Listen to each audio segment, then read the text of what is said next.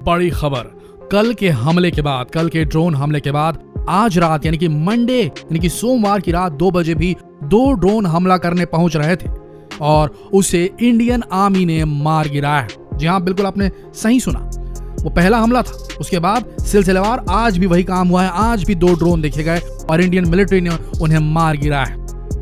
तो क्या समझे इन सब बातों से? क्या ये सीक्वेंस ऑफ ड्रोन हमले जो प्रधानमंत्री मोदी के जम्मू कश्मीर पर दिए बयान के बाद लगातार हो रहे हैं पाकिस्तान की तरफ से, या इन सीक्वेंशियल ड्रोन अटैक के पीछे चीन का भी कोई हाथ है? क्योंकि चीन ने पाकिस्तान को ड्रोन टेक्नोलॉजी दी है। आइए जानते हैं इस वीडियो में बहुत ही विस्तार में। मीडिया रिपोर्ट्स की माने तो ये भारत के इतिहास में हुआ पहला ड्रोन हमला है। हमने भविष्य में सही मायनों में अब कदम रख दिया है दोस्तों। भविष्य का हमला अब ऐसे ही होने वाला है, ड्रोनों से और रोबोटों से लड़ने वाला। और ऐसा ही कुछ किया है कायर पाकिस्तान ने एक बार फिर से, क्योंकि ये हमले वहीं से हुए हैं और ड्रोन के द्वारा ही हमला किया गया है। ये ऑफिशियल पहला ड्रोन अटैक है भारत पर। लेकिन कल के हमले के बाद यानी कि रविवार के हमले के बाद बात यहीं पर नहीं रुकी।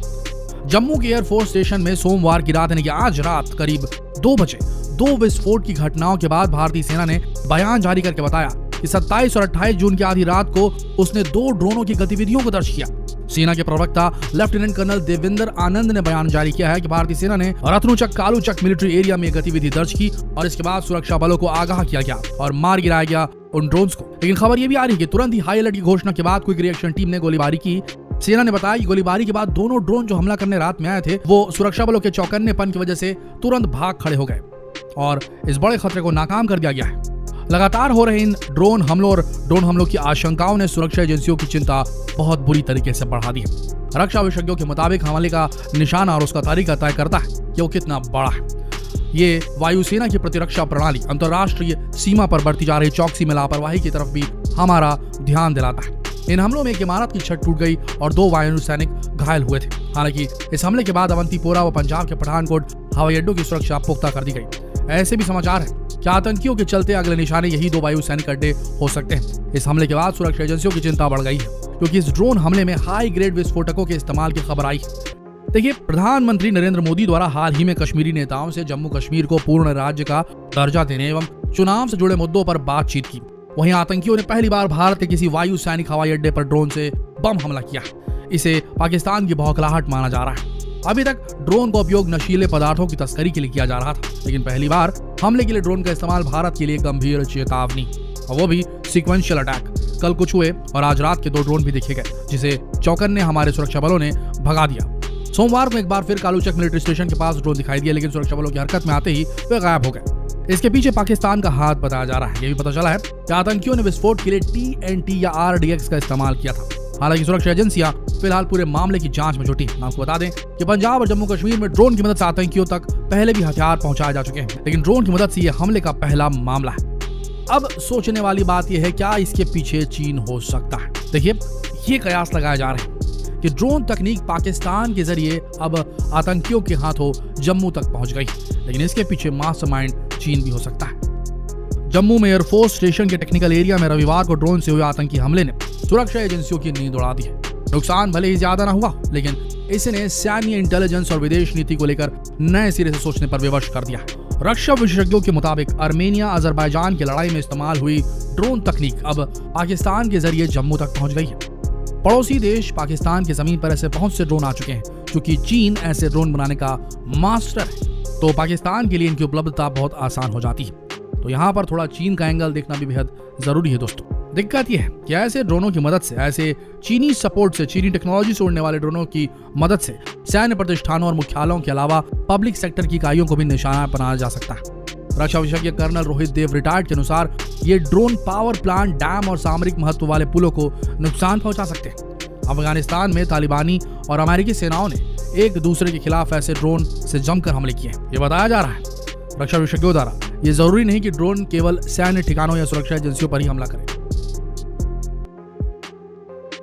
इसकी मदद से सेना के हेलीकॉप्टर और विमानों को भी निशाना बनाया जा सकता है। भीड़ वाले बाजार या दूसरे सार्वजनिक स्थान भी जोखिम के दायरे में आ सकते हैं। रक्षा विशेषज्ञ कर्नल रोहित देव कहते हैं कि अगर कोई शत्रु राष्ट्र या आतंकी समूह ड्रोन तकनीक से हमला करने की योजना बनाता है, तो उसके लिए 24 घंटे नजर रखनी होगी। मजबूत संचार तकनीक के जरिए भी ड्रोन को कुछ हद तक रोका जा सकता है। तालिबान और ISIS इस तरह की तकनीक का इस्तेमाल करते आए हैं। यूएस फोर्स ने अफगानिस्तान के अलावा आर्मेनिया में बड़े स्तर पर ड्रोन के जरिए हमले किए। आजकल ऐसे ड्रोन भी आ रहे हैं जिनकी मदद से कम रेंज वाली मिसाइल भी छोड़ी जा सकती है। IED अटैक या हैंड ग्रेनेड फेंकने के लिए ड्रोन तकनीक बहुत सरल माना जाता है। ऐसे में बहुत बुरा हो सकता है भारत के साथ अगर पाकिस्तान प्रायोजित आतंकवादियों को चीन की टेक्नोलॉजी मिल जाए, और यहाँ तो कुछ ऐसा ही नजर आ रहा है। अब सबसे बड़ी बात, भारत के लिए कितना बड़ा है ये ड्रोन हमला और भारत कितना तैयार है इन ड्रोन हमलों से बचने के लिए अगर ये सीक्वेंशियल लेवल पे होने लगे तो। पिछले कुछ सालों में हमने हथियारों और विस्फोटकों को गिराने के लिए ड्रोन के इस्तेमाल में बढ़ोतरी देखी तो है। हमने उन्हें बाद में इस्तेमाल के लिए असेंबल किए गए IED को गिराते हुए भी देखा है, यानी कि बॉम्ब के अलग अलग पार्ट्स को डिसेंबल करके इन ड्रोनों द्वारा अलग अलग जगहों पर गिराया जाता है। उसके बाद आतंकवादियों के नेटवर्क में जो लोग रहते हैं उन IEDs को मिलाते हैं और एक बॉम्ब तैयार कर लेते हैं। जरूरत है तो हमें अपनी निगरानी क्षमताओं को बढ़ाने की, विशेष रूप से छोटे ड्रोनों के रडार सिग्नेचर का पता लगाना बेहद जरूरी है, क्योंकि ये बहुत खतरनाक हो सकता है। अगर हमारे रडार्स ने इन ड्रोनों को नहीं पकड़ा आसमान में हमले से पहले तो ये बड़ा नुकसान पहुंचा सकते हैं। और साथ ही एंटी ड्रोन टेक्नोलॉजी के बारे में अब भारत को बिल्कुल सोचना चाहिए। भारत में रक्षा अनुसंधान और विकास संगठन DRDO ने दुश्मन के ड्रोन को निष्क्रिय करने या मार गिराने के लिए एंटी ड्रोन सिस्टम विकसित किया। इस सिस्टम की तैनाती पिछले साल स्वतंत्रता दिवस के दौरान दिल्ली के लाल किले पर की गई थी। ये किसी भी ड्रोन की कमान और नियंत्रण प्रणाली को जाम कर सकता है या लेजर आधारित ऊर्जा अस्त्रों के जरिए किसी भी ड्रोन की इलेक्ट्रॉनिक व्यवस्था को नष्ट कर सकता है। हिंदुस्तान टाइम्स के मुताबिक इस सिस्टम के पास ड्रोन का पता लगाने के लिए रडार क्षमता के साथ 2 से 3 किलोमीटर की रेंज होती है। अब बात करें जम्मू हमले की, तो न्यूज एजेंसी PTI के मुताबिक अधिकारियों का कहना है कि दुश्मन की गतिविधियों पर नजर रखने के लिए सीमावर्ती इलाकों में जो रडार तैनात किए गए वो ड्रोन का पता सही तरीके से नहीं लगा सकते और लाइव तो बिल्कुल नहीं। ऐसे में उन्होंने संकेत दिया कि अगर रडार प्रणाली लगाई जा सकती है जो एक पक्षी जितने ड्रोन का पता भी लगा सके तो ही इन हमलों को रोका जा सकता है। आप समझ सकते हैं दोस्तों, रडार एक ऐसा सिस्टम होता है, एक ऐसा मॉनिटर होता है जो आपके एयर स्पेस में दाखिल होने वाली हर हवाई चीज को आइडेंटिफाई कर लेता है और आपको बता देता है वो किस गति से आपकी तरफ बढ़ रही है और कब वो इम्पैक्ट करेगी। लेकिन ये जो रडार टेक्नोलॉजी होती है ये अब तक बड़ी चीजों, हेलीकॉप्टर्स, प्लेन्स, फाइटर प्लेन्स, इनको डिटेक्ट करने के लिए बनाई गई है।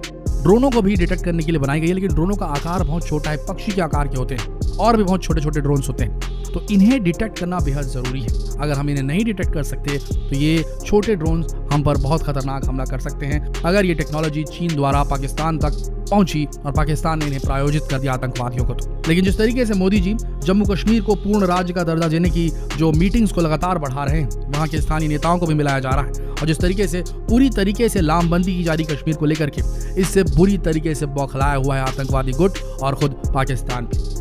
अब देखना यह है कि आने वाले समय में क्या होगा। इस महामारी के दौर में अगर युद्ध की समस्या पैदा होती है तो यह बेहद खतरनाक है। जिस तरीके से देखा गया कि रविवार को ये हमले हुए और सोमवार रात को फिर से 2 ड्रोन वहां पर टहलते हुए नजर आए आसमान में भारतीय वायु सीमा में, यह बेहद खतरनाक संकेत है और इसके लिए तुरंत सीमावर्ती इलाकों में ड्रोन डिटेक्शन टेक्नोलॉजी, ड्रोन को कैच करने का रडार टेक्नोलॉजी जो है, जो कि पक्षी के साइज के ड्रोन को ट्रैक कर सके, वो लगाना बेहद जरूरी है। तभी हमारे वायु सैनिकों का पूरी तरीके से सुरक्षा उन्हें दी जा सकती है और वहाँ के इलाकों में इस किस्म की घटनाओं को रोकने में हमें कामयाबी मिलेगी। लेकिन एक बात तो तय है, भविष्य में युद्ध पहुंच चुका है। हम इंसान भविष्य में पहुंचे ना पहुंचे, लेकिन ये युद्ध करने वाले, ये लड़ाई करने वाले, ये आतंकवादी जो गुट है, ये भविष्य में पहुंच चुके हैं और अब इस तरीके से हमले करेंगे और इससे बहुत नुकसान हो सकता है। जितना हो सके इस खबर को देश भर में फैलाइए, फेसबुक पर, व्हाट्सएप पर, यूट्यूब पर, ताकि सभी लोग जागरूक रह सकें, सभी लोग अवेयर रह सकें। मिलते हैं अगले वीडियो में, तब तक के लिए आप सबका इस वीडियो के अंत तक बने रहने के लिए दिल से धन्यवाद।